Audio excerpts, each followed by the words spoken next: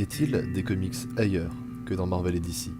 C'est la question que se pose le professeur Spoodman, fin lecteur de bande dessinée américaine, lorsque, de son vaisseau spatial, il observe les synopsis de comics proches de Marvel. Il aperçoit des villes, des routes curieusement semblables à celles de DC, et après s'y être posé, le professeur Spoodman découvre que ces comics sont incroyablement bons.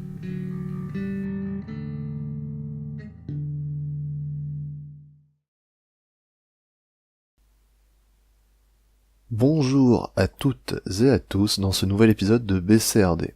J'ai envie de vous parler de plusieurs comics dans mes prochaines vidéos qui me tiennent très à cœur, mais genre vraiment. Et le problème de ces comics, et particulièrement d'un seul d'entre eux, c'est qu'avant tout ça, il faut que je vous parle de l'univers particulier de ce comics, et encore avant, donc cette vidéo, il faut que je vous parle de son scénariste, parfois dessinateur et encreur, et qui a créé le plus bel univers comics que j'ai pu lire jusqu'à présent. Alors attendez, j'ai préparé un petit quelque chose pour le présenter. Mesdames et messieurs, alors que dans le coin gauche se cache votre serviteur bien-aimé Guillaume, autrement appelé Spoodman, dans le coin opposé, né en 1960 à Berkeley aux États-Unis, celui qui a débuté chez Marvel Comics en 1983 pour des séries telles que Rocket Raccoons, Hulk ou même Marvel Fanfare dont tout le monde préfère oublier l'existence, celui qui a ensuite passé chez DC Comics en 87 pour ses histoires incroyables sur le Phantom Stranger et la série limitée du World of Krypton, qui a fait plusieurs couvertures pour Batman avant d'arriver chez Dark Horse Comics en 94. Veuillez accueillir Mike Mignola. Comment ça, Guy? Vous voulez que je relise son introduction? Non? Bon, attendez, voilà ce qui peut vous aider. Witchfinder? Non, apparemment ça ne vous aide pas. Lobster Johnson. Ah, ça vous dit quelque chose. BPRD? Ouais, c'est vrai que ce n'est pas sans vous rappeler le nom de mon émission, et c'est d'ailleurs fait exprès. Ah! Mais oui. Bien entendu, pourquoi n'y ai-je pas pensé avant? Hellboy! Car oui, jeune individu, Mike Mignola, c'est l'homme qui a créé le sublime personnage de Hellboy, pierre angulaire du Mignolaverse. En le prononçant à voix haute, je me rends compte ô combien il est triste d'être français.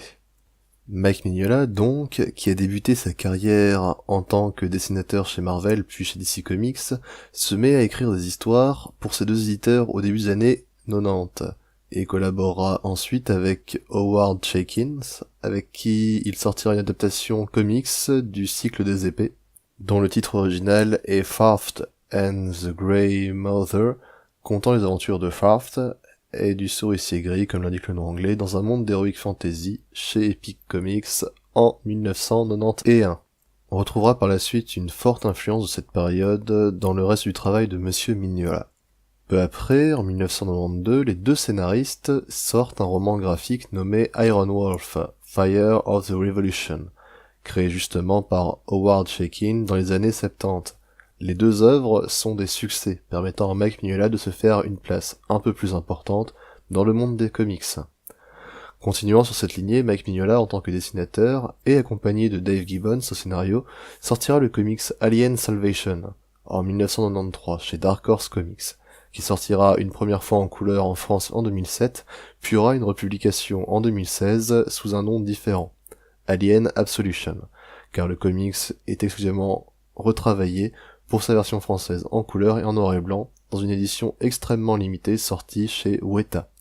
C'est pourtant en 1994, alors qu'il illustre des one-shots à la demande en tant qu'indépendant, que Dark Horse Comics décide de publier son projet Hellboy, les germes de la destruction.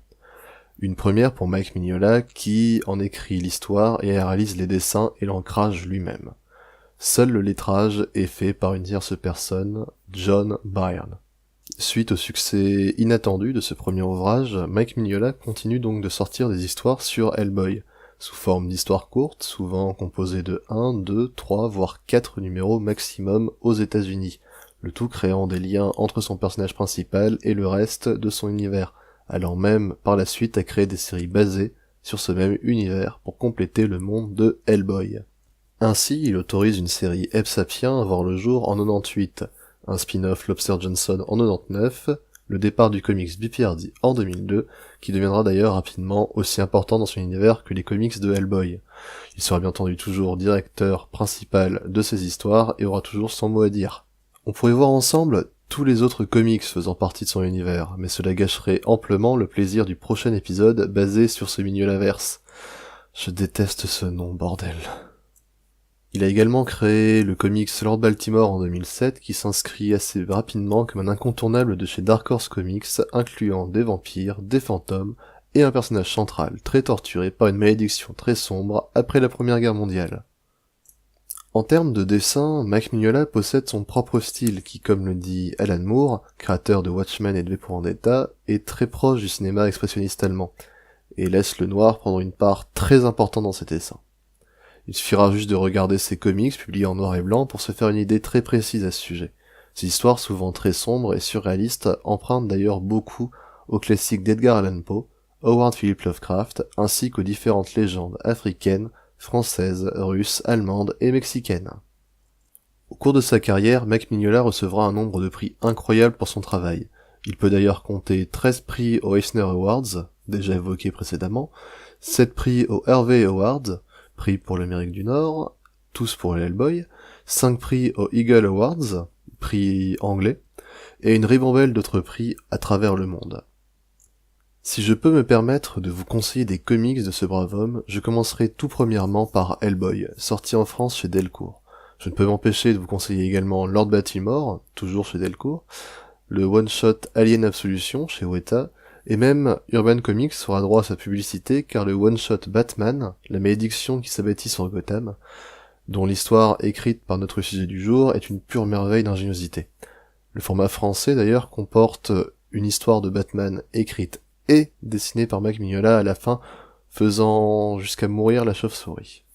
En dehors de tout ça, si vous ne voulez pas manquer le prochain épisode consacré au Mignola-vert, bordel, n'oubliez pas de vous abonner, comme ça au moins vous aurez en plus tous les autres épisodes d'après.